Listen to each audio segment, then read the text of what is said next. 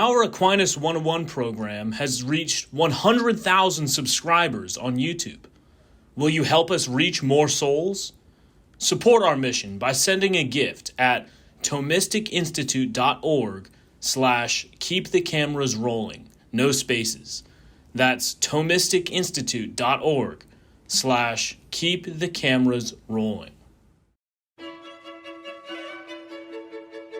Welcome to the Thomistic Institute podcast. Our mission is to promote the Catholic intellectual tradition in the university, the church, and the wider public square. The lectures on this podcast are organized by university students at Thomistic Institute chapters around the world. To learn more and to attend these events, visit us at thomisticinstitute.org. I'd like to thank the president, Father Petrie, and the director, Father Legg, for their generous words, and also say how great it is to be back here and to see so many friends among you. The bad news is that this talk is closer to an hour than it is 45 minutes, and that I'm going to read it, and also that it's a relatively opaque and obscure talk, but I'm going to read it fast so you suffer less.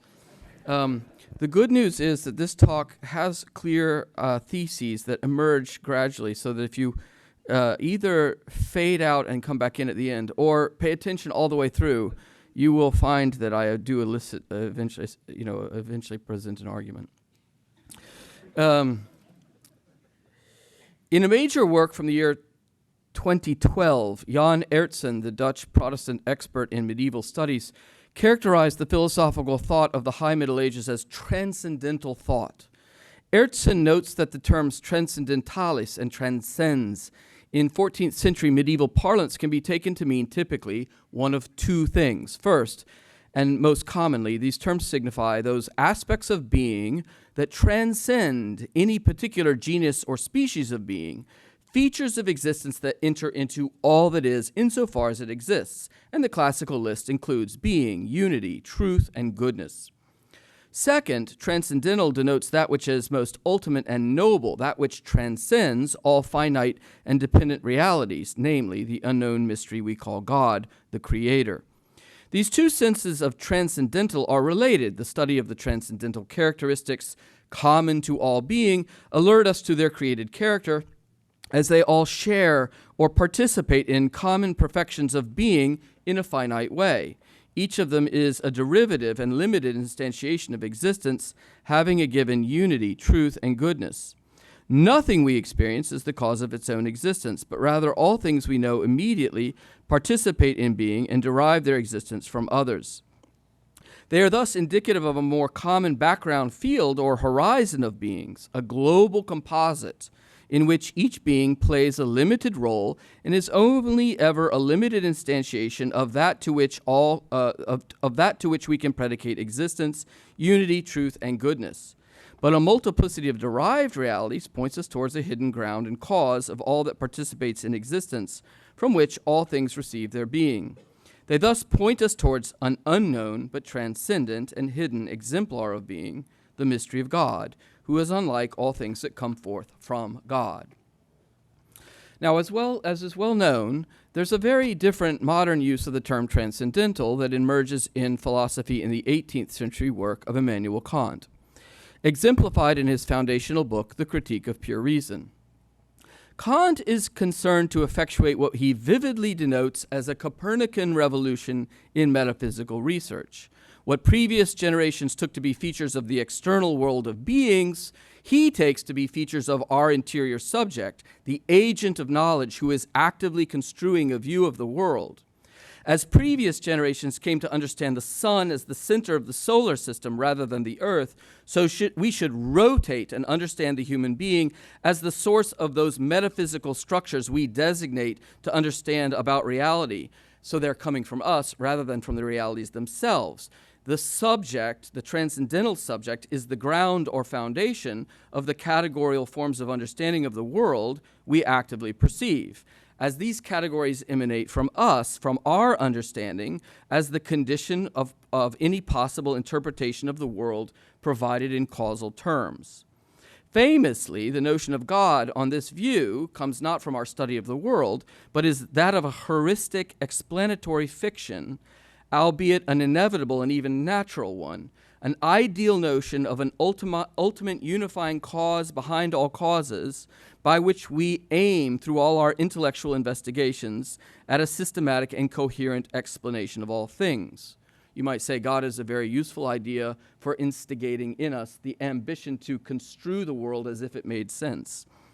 Kant does reserve a place for the affirmation of the true existence of God as a postulate of practical reason, a necessary practical certitude that follows from the idea that the pursuit of justice in this life is to be rewarded and its neglect is to be punished. So often we do not see just outcomes of our practical activity in this life, and so it's only if God exists and if the soul of the moral agent subsists after death that the practical order of morality inscribed in our nature is fully intelligible. So in his own way, for Kant, the transcendental subject to accord itself with itself in both speculative and practical reason as they cohere in their two respective ends of explanation, construction, and practical justice, does approach in his own way and on his own terms the second medieval sense of the term transcendental, that's to say, the transcendent mystery of God.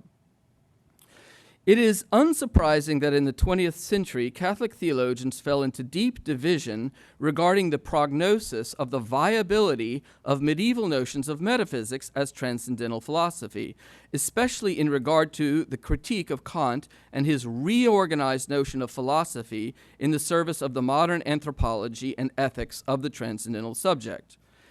Immanuel Kant was effectively the father of liberal modernity, and there was the living question in the 19th and 20th centuries for Catholic theology, indeed also for Protestant, of whether the medieval project of a public culture of the knowledge of God could be reconciled with the modern philosophical culture of constitutionally secularized cosmopolitan liberalism. It would be reasonable to contrast in this respect the divergent approaches taken to the knowledge of God that appear in one of the most famous Dominican and one of the most famous Jesuit theologians of the last century, Reginald Garrigou-Lagrange and Karl Rahner. Garrigou-Lagrange was assigned in 1909 to teach at the Angelicum in Rome and took up a chair in ascetical and mystical theology in 1917. Around this time frame, he published his works on Thomistic Common Sense, subtitled The Philosophy of Being and the Development of Doctrine from 1906. In 1914, God, His Existence and Nature, a Thomistic Solution to Certain Agnostic Antinomies, and his massive On Divine Revelation, the Teaching of the Catholic Faith from 1918. These works are characterized by a common set of concerns, not unrelated to the Thomistic revival inaugurated in the 19th century by Leo XIII and advanced in a distinct way then by Pope Pius X, when a revival and a kind of movement which sought to emphasize Thomistic philosophical principles as the centerpiece of modern Catholic thought in the face of the Enlightenment contestations. Garrigou-Lagrange averts to basic features of universal human thought and its laws of inward development as it turns outward to study the very nature and existence of the realities we encounter in ordinary experience. The intellect, you might say, in its internal life flowers through the study of reality and enunciates to itself the principles of non-contradiction, of identity, of substance, of causality, of finality, and of sufficient reason. These principles in the epistemic order correspond to truths about the nature of reality itself, such as the fact that two beings are not identical with one another. They each have an intrinsic and essential content. There are causal explanations for why they exist. They pursue ends. There are sufficient reasons for their existence, and so forth. From this emerges an awareness of ontological interdependencies in the realities we know about us, that is to say, causes that indicate metaphysical compositions of actuality and potentiality, and these in turn alert us to chains of causal interdependency in which all agents composed of act and potency require reference to a yet higher cause or origin of existence in that which is pure actuality and that we call God, the creator and giver of being, to all that is merely composite in being, that is derived, that receives its being from another. Garrigou-Lagrange adjoins to this universally applicable rational framework of human knowledge a corresponding apologetic defense of the universally acknowledgeable, rationally warranted belief in Christian revelation, which is based on genuine perceptible signs of credibility, such as miracles, the testimony of the apostles to the historicity of the resurrection, the credibility of the moral witness of the saints, the conformity in consistency of Catholic teaching over time, and so forth. This understanding of public religious rationality in the service of the Catholic religion is maintained as the basis for a corresponding public policy of the constitutional protection of both the religious liberties and social privileges of the Catholic Church in the context of the modern political state. To switch then to the Jesuit colleague who comes a generation later. Karl Rahner developed a different account of the nature of Catholic reasoning about God in twin works from his early career, Spirit in the World, on the Metaphysics of Finite Knowledge in Thomas Aquinas from 1939, and Hearers of the Word on the Foundation of a Philosophy of Religion from 1941. The two works are best understood as paired together. In the first of these works, Rahner characterizes the knowing subject in a way somewhat like, but not quite identical, with the Kantian critical subject of constructive reasoning. For Rahner, the human being cannot but construe the world in metaphysical terms by positioning within time and space each categorical individual that we experience as a finite being, positively affirmed to be through judgment, but also negatively construed as limited in being against the backdrop of an ever greater horizon of other entities always also being experienced. This inevitable dynamic of openness to the ever greater horizon of being that is present in every act of knowing, however banal, is taken to be the telltale sign of an a priori tendency of the human mind toward infinite being, a tendency that conditions all that the human being is and all that he or she aspires to in all instances of anthropological truth-seeking. In a life in which the boundaries of finitude and death that condition human existence inevitably are countered by an internal and insuperable drive towards union with the infinite, the drama for the human being, according to Rahner, is that as a corporeal insensate animal, the human being cannot encounter the infinite in finite form amidst the physical forms of this world unless the infinite should communicate itself in a historical and finite way in sensate form. The human being is thus a dynamic historical process of striving for the infinite in what are intrinsically limited and limiting conditions. This human being thus stands in readiness or intrinsic openness, obediential potency, to a revelation spoken in history accompanied by grace.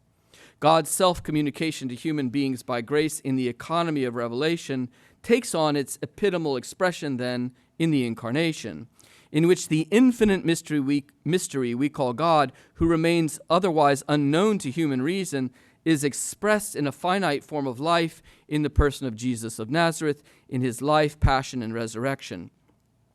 We should note that Rahner's transcendental philosophy provides less vigor to public reason and characterizes the modern philosophical individual in slightly more qualifiedly agnostic terms. You might say Rahner creatively makes agnosticism his own Catholic problem as an existential problem. While human beings cannot escape an intellectually dynamic interest in God by way of their inner drive for truth and explanation, they also cannot resolve fully the question of God philosophically either, except as a necessary presupposition of their existential need to know and discover. As if God's a postulate of speculative reason you have to posit in order to explain fully the drive to think and explain. It's only in revelation of the Incarnation that the human natural drive for religious understanding of reality can be genuinely resolved. On this model, Christians would seem to be co-denizens of the modern secularized state who have the unique advantage not of preferable philosophical traditions inherited from the Middle Ages and of warranted rational belief in revelation. Instead, they are privileged to know of the unique existential resolution of the human conundrum in virtue of divine revelation and of God's self-communication in Jesus Christ and in the sacramental and educational life of the Church.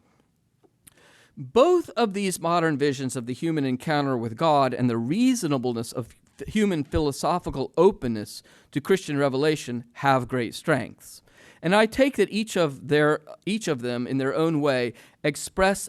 something about the relation of modern human beings to the mystery of God that is true. However, I'd like to take a step back from both of them and return to the question of the medieval approach to transcendental philosophy, to examine in particular some reflections of Thomas Aquinas, which I take it may set the discussion on slightly distinct footing.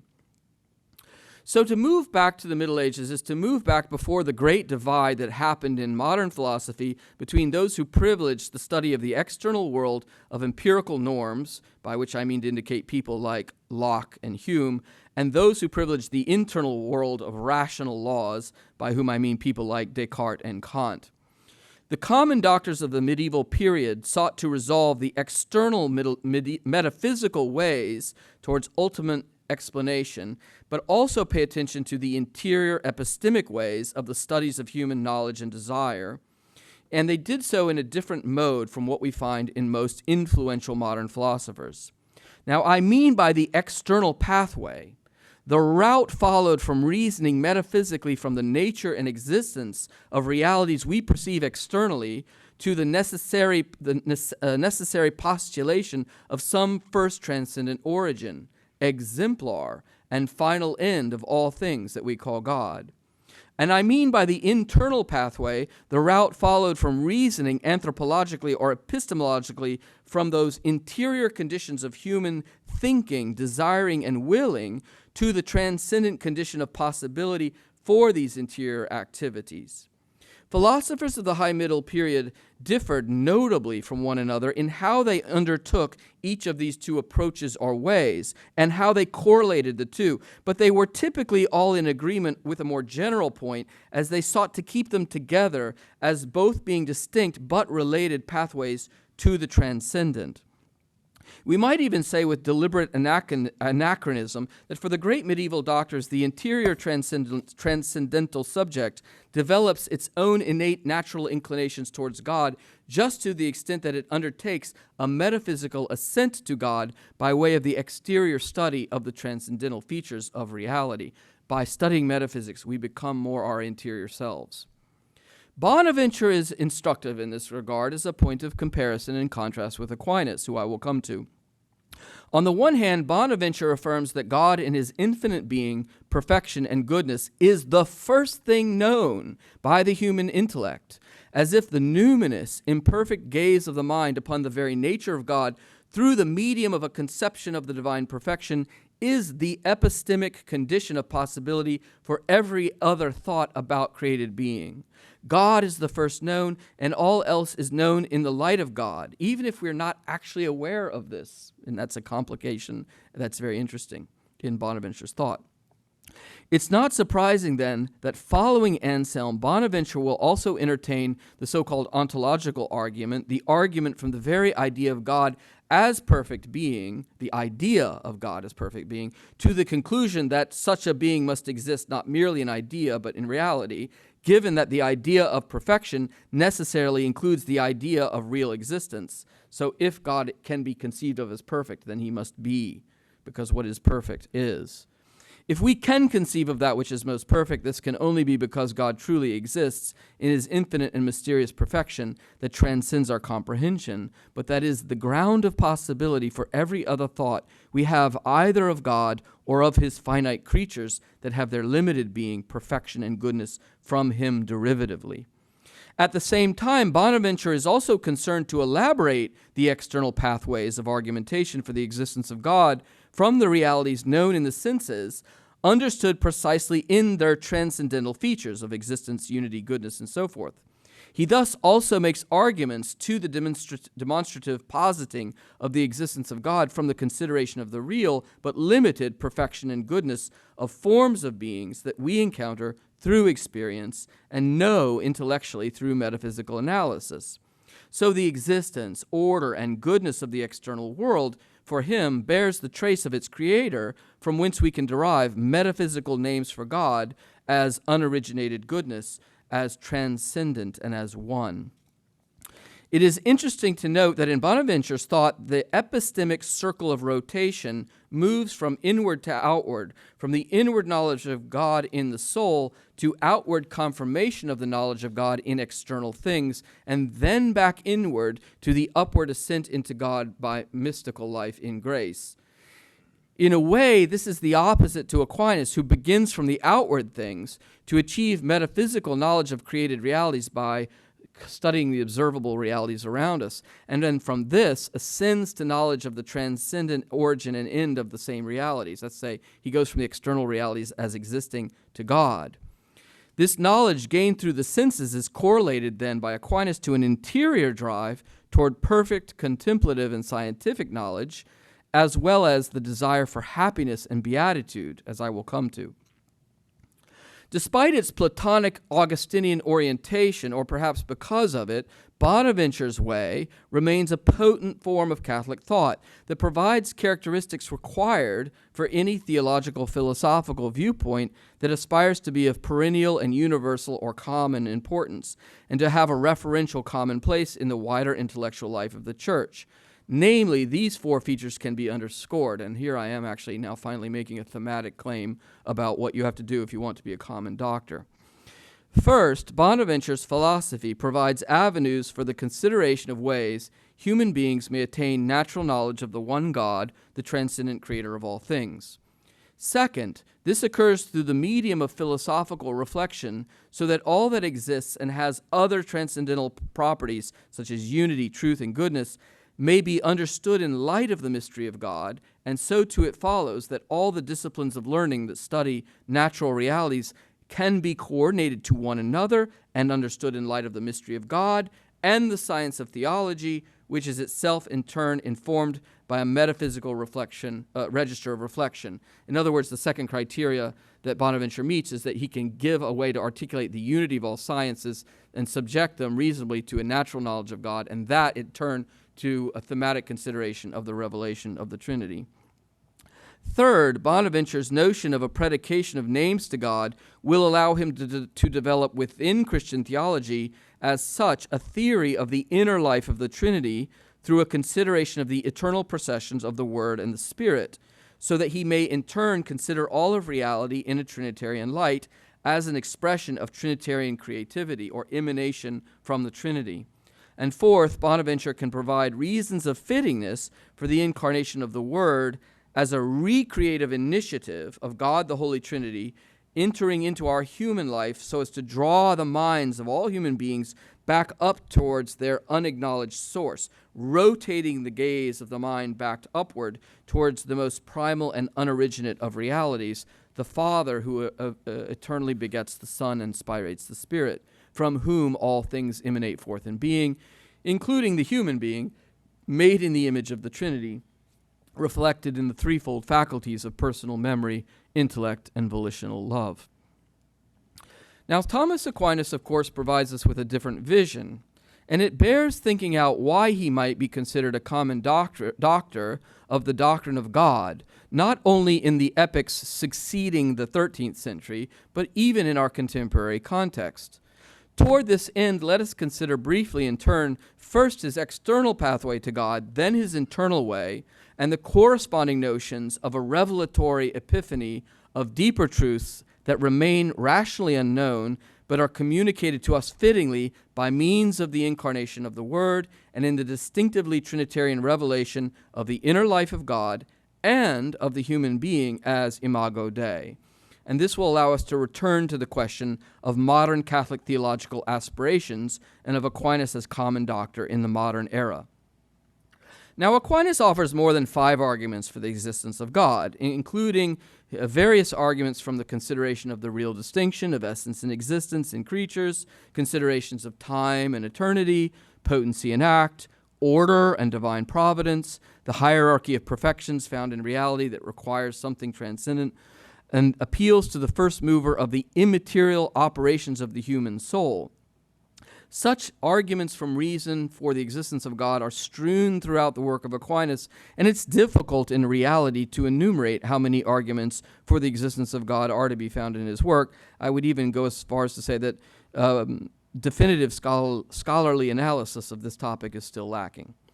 However, one can ask what common presuppositions inform his reflections that pass in varied ways by what I'm calling the external pathway, from the philosophical consideration of created, derivative, ontologically dependent, and composite realities to their unseen cause that is unoriginated, non-derived, ontologically necessary, and simple, who remains mysterious, imperfectly unknown, and naturally inaccessible to us in his essence, at least when it comes to any immediate experience of his nature.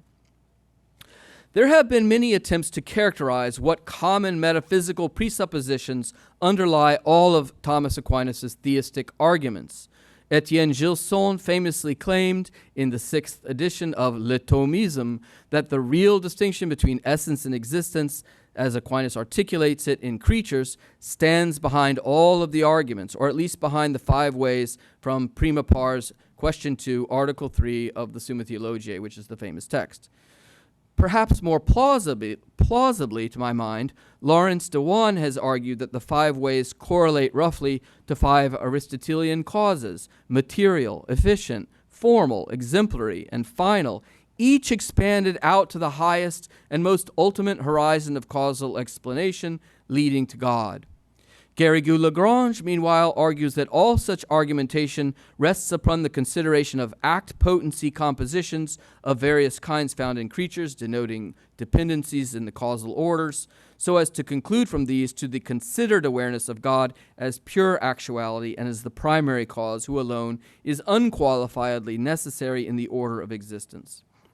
Now, other theories could be mentioned, but my aim here is not to seek to resolve these important and interesting theoretical disputes. Instead, it is helpful to take a step back, I think, and acknowledge a more fundamental or logically generic point about these various arguments of Aquinas that is apropos to our considerations. For Aquinas, the complexity of causal composition and dependency, as we encounter it in all the realities we engage with daily, when considered philosophically and metaphysically, points us upward towards some more ultimate source of reality.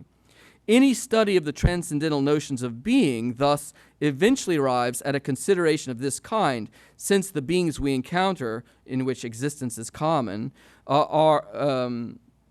and to which we apply common notions of the transcendentals, all show congenital signs of derivation from God, and their perfection in the order of being is a likeness to God, from which we can eventually name God from the names we initially give them by analogical predication, speaking of God's existence, being, nature, of his unity or oneness, of his goodness, and so forth. To speak of being, unity, truth, and goodness in the order of the things of this world is to think of complex and composite being that is in each and every instance in some way ontologically caused or subject to others and interdependent in coexistence with others. But this points us towards something underived that must have features of perfection pertaining to the transcendental structures of reality, the first medieval sense of transcendental employed by Herzen. In this way, that is utterly, in a way, that being exists in God, that is utterly transcendent in the second sense of the term, medieval term for transcendence, indicated by Herzen. And this second sense pertains to the mystery of God alone in his incomprehensible nobility and hidden perfection.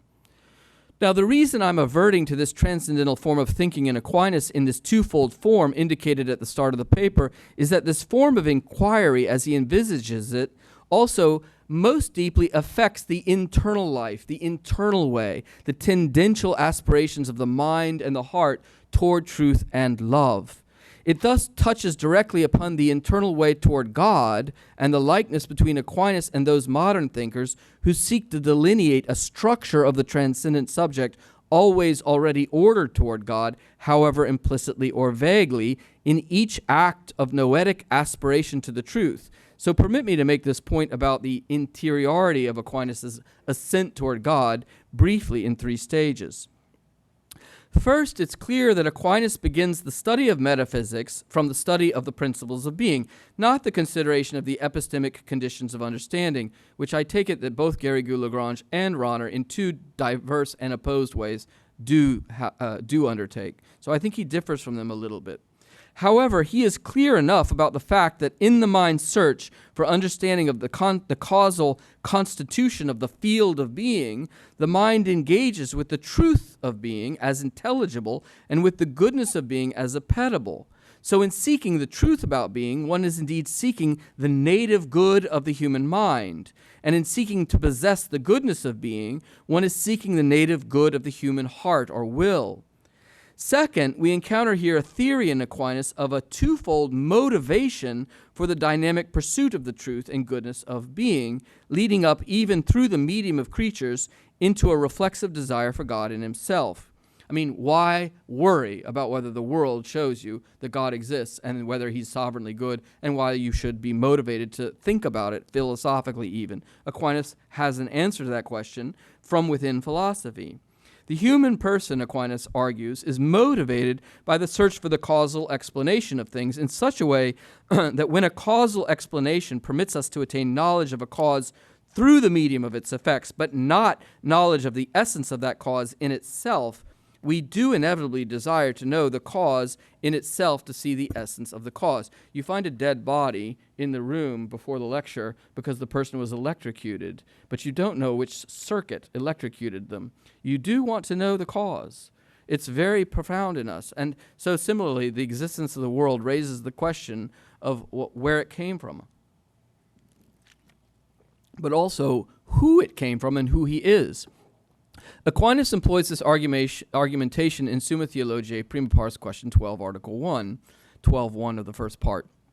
to argue philosophically, not simply theologically, in defense of the natural desire to see God, an orientation of natural reason that correlates with, but is not purely proportionate to Christian hope in the beatific vision of the Holy Trinity as the final end of human existence. In other words, the natural desire for truth leads us on upwardly, even through the consideration of all creatures externally, towards an inward understanding of the truth about ourselves as beings that naturally desire to see God and that are structured innately by the search for the truth in such a way as we wish to see the undifferentiated first truth and ground of all truth pertaining to reality. The philosopher, qua philosopher, reasonably aspires to see the very essence and nature of God.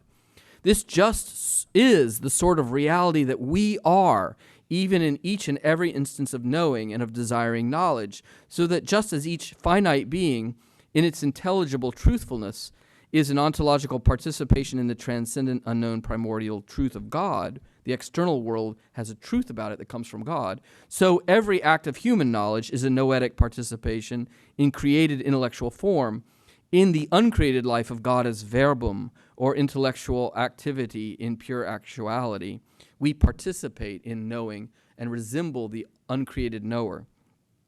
Likewise, the search for happiness in the human person, Aquinas argues, is objectively driven toward the perfect possession of a good that alone can satisfy the rational aspirations of the human person for noetic perfection and the plenary satisfaction of the desires of the will. And this must be infinite and unbounded in sovereign goodness. I won't rehearse his arguments, but they're convincing to me. This reality is the inaccessible transcendent creator whose sovereign perfect goodness in this life we naturally possess only indirectly in the participated goods of this world that obliquely indicate the hidden and uncreated ground of our being, who is infinitely and sovereignly good. Just because, then, the human person aspires inevitably to perfect happiness, so too, then, the human person can never cease objectively to seek God inwardly, at least insofar as we seek happiness, even if this fact may completely elude most people. Nor can any finite good truly fulfill or satisfy the human person, so much so that Aquinas goes on to actually argue that, in some sense, we cannot be happy in this life. And that's actually good news, because it shows we could one day be happy in seeing God. Far from assuring the possession of God, then, these, you might say, natural drives of the human person towards perfect contemplative knowledge of the essence of God and towards perfect possession of the good are inherently destabilizing in the absence of grace and revelation, since without the latter, they may readily become disoriented and even seem to be delusional tendencies. What am I as this creature who desires infinite perfection in the order of being and goodness, and who finds no resolution of that desire in any empirical reality I experience? The human person without revelation tends not only not to be a true metaphysician, but also, in addition, is easily threatened by metaphysical and ethical nihilism, precisely because of the kind of inherent nobility the human person possesses as a dynamically oriented spiritual person. In the absence of God, we should expect a metaphysical animal to tend towards a variety of species of nihilism across a spectrum from the more political to the more aesthetic variants. Third, then, the habits of contemplation and love of the good must be perfected in human beings by habits of knowledge and love, virtues that provide stability to the philosophical and ethical endeavors of human beings. There's an analogy here between Aquinas' notion of the spiritual life and the modern turn to the transcendental subject in Kant or Rahner, since Aquinas understands the inner subject to develop virtuously in and through the habitual work of metaphysical explanation and spiritual contemplation, as well as in stable, ethical, virtuous activity, which he understands in Augustinian terms as a deep and abiding practice of the love of God and other persons, with charity as the form of the virtues, so that we are stabilized supernaturally from within to be able to contemplate God in a higher domain supernaturally and a natural domain philosophically, and orient our lives ethically in the natural cardinal virtues and in a higher way in the theological virtues through the stabilizing inner presence of charity, moving us supernaturally into God. All this being said, it's crucial to underscore that for Aquinas, our external way towards God is subject to genuine and significant limitations, since philosophically speaking, we only know God from his created effects or through their medium. So we can only truly name him and speak of what he is in himself from them, but cannot know the reality that he is in its incomprehensible essence, merely from the consideration of his effects. Nor, likewise, then, can we internally attain by nature or philosophical work to that alone which will make us perfectly happy through contemplative vision of the essence of God and through the plenary and immediate possession of the transcendent, unparticipated goodness of God that is unknown to us and that is the cause of every other created goodness, and that remains in large part, and these created goods remain in large part unsatisfying for us in a plenary sense. In this context, we can avert helpfully to Aquinas' doctrine, then, of the fittingness of the incarnation of the Word, and to his notion of the revelation of the Trinitarian character of the Imago Dei in human persons. Aquinas gives many arguments for the wisdom or fittingness of the incarnation in an individual human nature. Why did God become human? These appear, for example, in Summa Theologiae, third part, question 1. They appear in the various disputed questions. They appear also in the Theological Compendium. We find in the first question of the third part of the Summa several references to the epistemic advantages for us of finding God if God has taken on human form and lived among us in the flesh. God's incarnation manifests his goodness for the human race. That's principle. We know God is good because he's become human to redeem us. His divine teaching is conveyed in human example, gesture, and word, making it clearer and easier to understand who he is in faith and making it clear who we are called to become by grace. Christ's suffering and resurrection in the human body indicate our firm grounds for hope in God, who has given us the supreme means of salvation in the cross and resurrection of Jesus Christ. And this makes us more aware that he has loved us divinely and intensively from all eternity, offering us all the grace and mercy of redemption. The presence of God in our human nature permits friendship with God in a stable human way, which is remarkable. And the Eucharist is a prolongation of this presence down through time for the church to enjoy and be sustained by. We can live in friendship with God because God is present among us in his human nature, mystically and truly, concretely, ontologically in the Eucharist. In fact, the human animal is best sustained in its spiritual and religious life by sacraments, and so the Word made flesh fittingly accorded us 7 sacramental modes of encountering God supernaturally, so that we might be elevated into living knowledge of the Trinity and living friendship with the Trinity, knowing God now in himself. Most of all, the Son and Word of God has come into the world to reveal the Father, the Son, and the Holy Spirit, and to remake humanity anew by grace and by nature, in the light of the eternal Word, through whom all things were originally given being. Thus, the Trinitarian imprint in all things, and specifically in the human being as a spiritual creature made in the image of God, is made clear to human beings who are illumined by Christ in a way that was formerly inaccessible to human understanding. What Aquinas takes away from us, you might say, or delimits in us by philosophy, he makes available to us by theology, and thus shows us the inward promise of the revelation of the Trinity made present in Jesus Christ, the incarnate Lord. This last point is of some importance. This point about him revealing us to ourselves in light of the Trinity. The human being is made in the image not only of the divine nature, but of the Trinity per se. Now, if we were to stop only where Rahner did, with the encounter of the divine offer of self-communication in the incarnation in history, to us who are sensate limited beings bound to the, you might say, restrictive horizon of cognition within the sense field, as Kant tells us we are, it would remain unclear if that revelation could really lead us back up into God, so that by revelation we could know the transcendent origin of our being in himself, God to whom we could now have real access, not only through the medium of metaphysical reflection, but now through divine revelation of the inner life of God that we can contemplate in the faith and understand to some extent truly through the use of theological reflection. Aquinas argues that the Word made flesh bears within himself, we might say, the real presence of the uncreated, eternal processions of Trinitarian life. The Son made man is not only sent by the Father into the world, but he proceeds eternally from the Father, even as he is in the world in human form.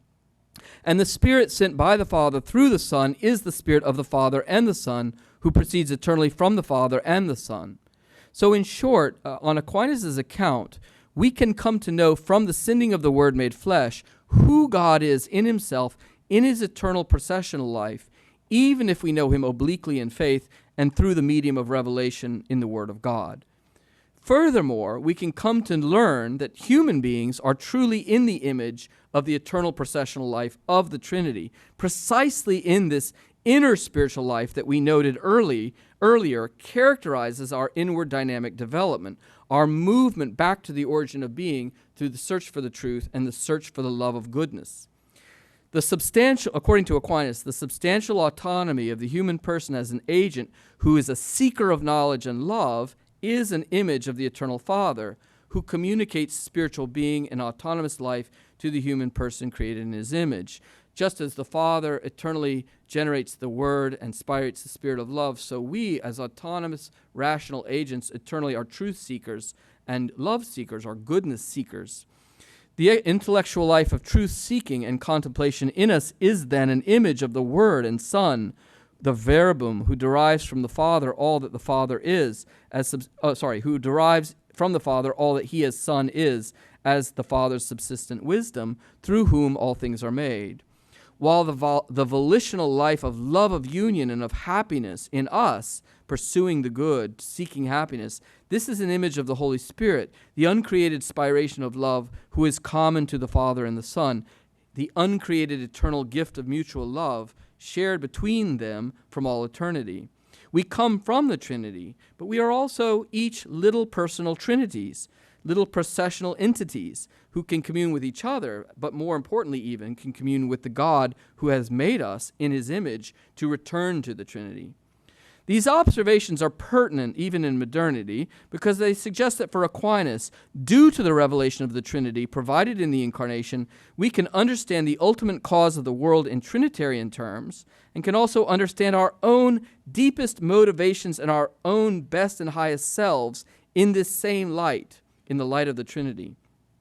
Now, I noted above that there are at least 4 fundamental requirements for any theology that would aspire to be of universal service or common teaching in the Church in regard to the doctrine of God. First, a metaphysical register capable of thinking of God philosophically.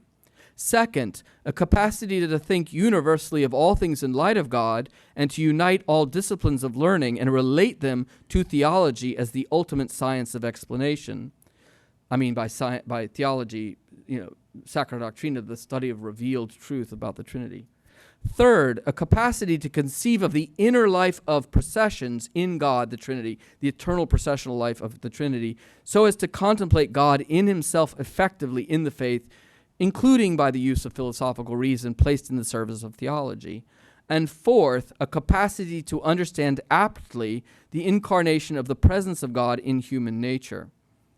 Aquinas, in a way that is distinct from Bonaventure, succeeds in all these respects. He does so, however, while marshaling a much more extensive and detailed account of the historical sources for the doctrine of God through his scriptural, patristic, and conciliar commentaries, and through a more intensive study of philosophical and theological dimensions of the human person. For example, in his Aristotelian theory of human cognition, his hylomorphic understanding of the human person as one substance who is a body-soul composite, in his extensive study of the actions, virtues, and laws proper to the human person's flourishing, and in his detailed and rich accounts of the philosophy of nature and of metaphysics, as well as his sacramental theology, which is geared to our anthropological need of sanctification. In these regards, at least, the amplitude and intensive insight of this theological and philosophical vision seems to exceed even that of Bonaventure, who I take it is the most plausible other alternative candidate for a common doctor for Catholic theology through time. How then might we return to the question of the modern era? Can Aquinas really be a common doctor regarding the doctrine of God in our church today? To answer that question, let me make 3 points. And I assure you, dear friends, the plane is now finally approaching the runway, but it's still a little ways out, so you're just at the point where you're returning the seat to its upright position and putting the tray table up. First, if we compare him to our 2 very distinct and influential 20th century representatives mentioned before, it seems that Aquinas' approach to God offers something complementary to those aspects of his doctrine that Garrigou-Lagrange rightly underscores. Namely, Aquinas' second moment emphasis on the interior way to God, cast in light of his primary moment emphasis on the metaphysical and transcendental elements of being, is of decided modern importance. In an era in which human beings often reorient their innate tendencies towards truth in explanation and towards contemplation and towards happiness through possession of the good, away from the natural desire to know and be united with God, the interior habits of disorientation become important to understand and diagnose. Neither Rahner or Garrigou-Lagrange spent as much time on the existential priority of the exercise of love in the formation of habits of the mind as one might wish or need to in an age characterized by aggravated secularism and indifference to or alienation from religious explanations of human existence. I take it that these forms of disaggregation of the self emerge partly from distended loves within ourselves, which we need to understand better. Understanding and knowing one's loves allows us to understand where our sight dwells, as indeed the exercise of the heart leads the mind to contemplate what one considers important. So if we fix and mend the inner strings of the heart, the gaze of the human person will be elevated by the orientation of the will. And in this sense, I think Aquinas' anthropology bears within it resources to explain and analyze the vicious banality of the religiously disinterested and confused modern person. And yet this same anthropology allows one to articulate a statement for motivations of religious seeking, even in a secular context, and in a kind of rational defense of religious aspiration. And I think this was arguably insufficiently developed by both the 20th century interlocutors. The same idea has applications in political theology, since the objective bearing of the human person towards God in Aquinas speaks rightly to Garrigou-Lagrange's notion of Catholic religious thinking as a philosophy of public reason, while Aquinas' notion of the volitional orientation of reason toward or away from God based on movements of the heart speaks to the de facto concern to work from and within human freedoms, wounded though they may be, to invite and inform the inward loves of human persons and their societies politically towards real and perfect conversion over time. Law can be useful in this respect and even necessary in this regard, as can rational argument. But they can also be, but they are also always, law and rational argument, a second instance to the deeper ontology of personal conversion that is both individual and socio-collective. I think Aquinas' theology of love and of the Imago Dei moved by love is as important as his contributions to a theology of the rational animal in search for the absolute good. Second, Aquinas clearly is of the same ilk as Garrigou-Lagrange in arguing that the external real order of the world invites the mind to gaze upward toward the transcendent horizon, source, and end of all things. While this rational aspiration may have appeared to be a deficit to many mid-20th century theologians like the Rahners of the world, at a time in which Kantian anthropology had a disproportionate influence in the modern university, we can say, I think with confidence today, that on the one hand, metaphysical modes of argumentation enjoy a new appreciation in contemporary international philosophical societies, which are less methodologically homogeneous than they were at any time in recent centuries, and certainly less homogeneously Kantian. And at the same time, on the other hand, the rise of atheism in modern philosophical academic culture is undoubted, so that the need to procure argumentation on the part of theologians is indisputable. Fideism is an outworn and hackneyed impulse. It really is important for theologians today to make assiduous use of reason in the public square, including philosophical argumentation about rational motivation for belief in God and for religious orientations of life. The agnostic middle ground of Kant and the existential paradox of Rahner are now harder to maintain sociologically, and this fact invites us to undertake the more bracing option of simply returning to classical metaphysical approaches to God, as with Aquinas, to consider anew the external pathways in conversation with alternative philosophical viewpoints. Third, Aquinas' doctrine of the Incarnation and of the Trinity have the tremendous advantage in a pluralistic society that they are highly intelligible, cogent, and defensible interpretations of the Christian mysteries of the Trinity and the Incarnation, the two most central mysteries of the faith. And they pertain to those features of Christian identity which must be preserved first and foremost, and then employed to explain all other facets of Christian life and self-understanding.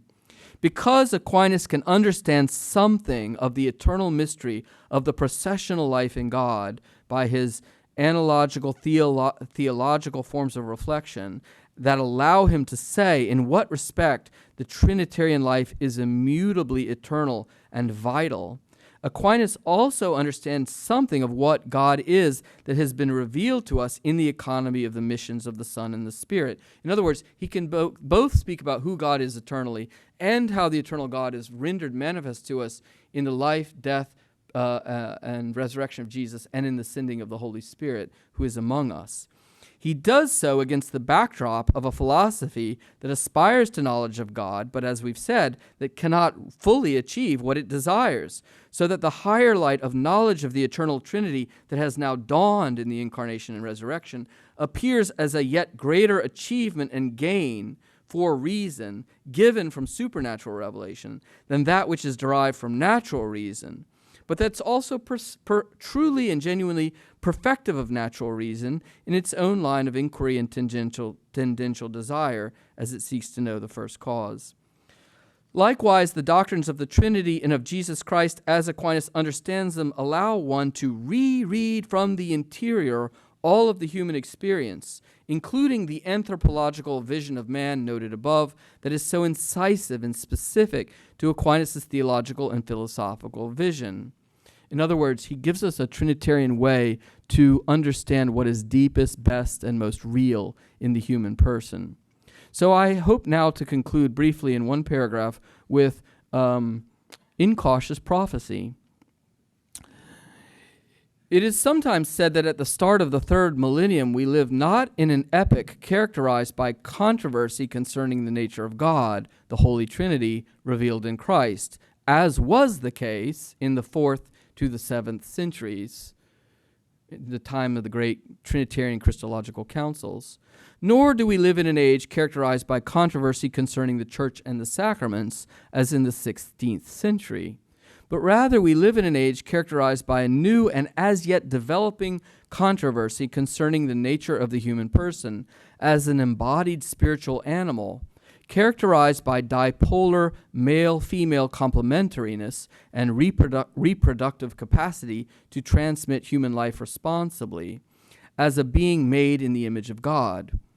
This anthropological vision seems questionable and potentially subject to a new plasticity in a technological age marked by new forms of philosophical skepticism, scientism, and the influence of a common moral calculus in political life that aims above all at the permissive expansion of liberties in the name of public acceptance seen as collective inclusion, subjective therapy, and the occasion for social consensus building. This third epoch of controversy is characterized then by anthropological crisis or controversy. What precisely is it to be human, can we say, and how is it to be determined in the public life of culture? In such an epoch, how do we, first, treat questions of human nature and personal identity philosophically, and then second, reread them from within the light of the great Christological and Trinitarian principles of Christianity?